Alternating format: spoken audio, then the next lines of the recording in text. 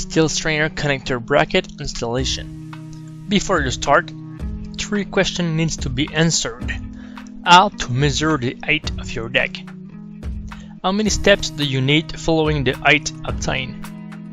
How many stringers is needed following your stair width?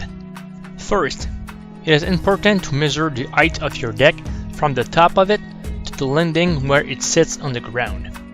Secondly, report the height obtained into the chart to know how many steps is required. If your height is over 64 inch, you will need to use the Steel Stair connector. Thirdly, see in the chart for the maximum spacing between the Steel Stair riser for residential or commercial application.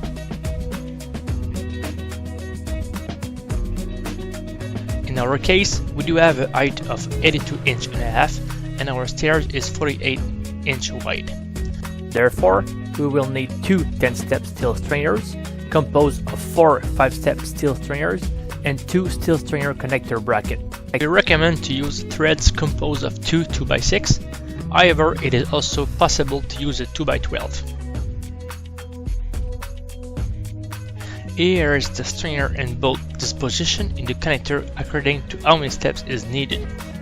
You must be sure that the stringer are well disposed in the connector and the bolt and nut are nice and tight.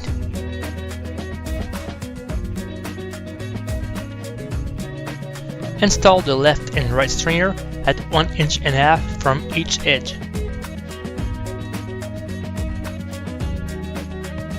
Fix the 2x6 to the stringers from underneath using 2 1.5 inch wood screws.